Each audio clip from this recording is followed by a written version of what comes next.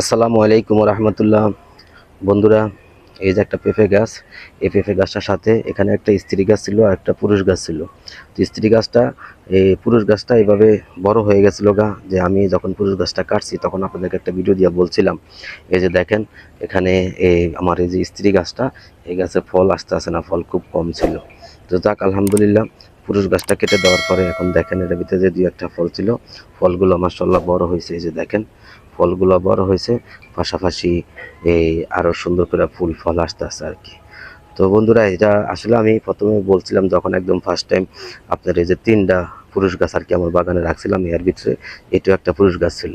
তো এখনো দুইটা গাছ আছে পুরুষ গাছ।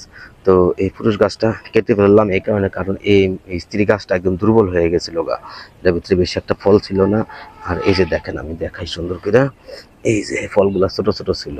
তো যাই হোক, এই যে কেটে ফেলার পরে এখন দেখেন আলহামদুলিল্লাহ খুব সুন্দরভাবে এটার ভিতরে আবার এই যে নতুন করে ফুল ফল আসছে। তো বন্ধুরা, আমার কাছে মনে হয় আর কি যে গাছ, পেঁপে গাছ দুইটা একসাথে লাগানো ভালো, কিন্তু ছোটো থাকতে যখন ফুল আসা শুরু হয় তখন বুঝতে হবে যে কোনটা পুরুষ কোনটা স্ত্রী।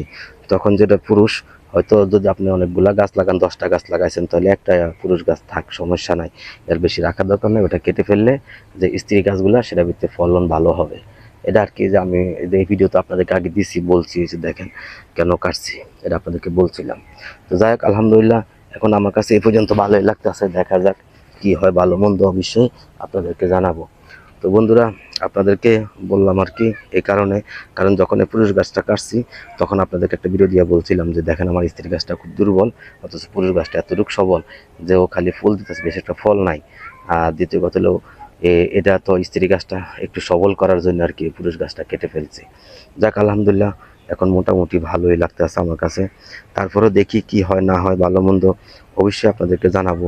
যদি এটার ভিতরে আরো ভালো কিছু হয় বা যাই হোক, ভালো মন্দ দুইটাই আপনাদেরকে জানাবো, কারণ আমি তো এই প্রত্যেকটা গাছ আলাদা আলাদা করে ভিডিও করে আপনাদেরকে জানাই কোনটার কি রেজাল্ট, কোনটা কখন কাটি, কোনটা কি কারণে কাটে ফেলি, তারপরে কি কি ধরনের এখানে আমি পরিচর্যা করি, সব কিছু আপনাদেরকে জানাই। তো বন্ধুরা, আপনাদেরকেও বলবো আপনারাও যে যেখানে পারবেন সেখানে গাছ লাগাইবেন, বিশেষ করে ছাদে, উঠানে, বারিন্দায়, যেখানে ফাঁকা জায়গা পাবেন সেখানে গাছ লাগাইবেন। বিশেষ করে ফল গাছ, ফুল গাছ, সবজি গাছ, তারপরে গিয়ে আপনার কাঠ গাছ, এক কথায় যে কোনো গাছ গাছালি লাগাইবেন। এতে করে আমাদের যে আমাদের প্রথমত আমাদের খাদ্যের চাহিদা মিটবে, পাশাপাশি আমাদের পরিবেশের যে ভারসাম্য সেটাও রক্ষা করবে, এবং প্রকৃতির যে সৌন্দর্য সেটা আপনি উপভোগ করতে পারবেন। আর এই কৃষিকাজটা হলো এমন একটা জিনিস, এটা মাটির সাথে একটা সম্পর্ক। আপনি কৃষিকাজ করে দেখেন আলহামদুলিল্লাহ, আপনি দেখবেন আপনি শারীরিক, মানসিকভাবে সকল দিক থেকে আপনার ভিতরে একটা এনার্জি ফিরে আসবে নতুন করে আর কি। যেটা আমার কাছে মনে হইলো আর কি, আমি যেটা অনুভব করছি সেটা আপনাদেরকে বলছি। তো ঠিক আছে বন্ধুরা, জানি না আমি আপনাদেরকে কতটুকু উৎসাহিত করতে পারতাছি। যদি আমার এই ভিডিও, আমার এই কর্ম যদি আপনাদের কাছে ভালো লাগে, অবশ্যই আমাকে লাইক করবেন, কমেন্ট করবেন, শেয়ার করবেন, সাবস্ক্রাইব করে আমাকে উৎসাহিত করবেন। তো ঠিক আছে বন্ধুরা, আজকের মতো রাখি। আপনারা সবাই ভালো থাকবেন, নিজের খেয়াল রাখবেন। আল্লাহ হাফেজ।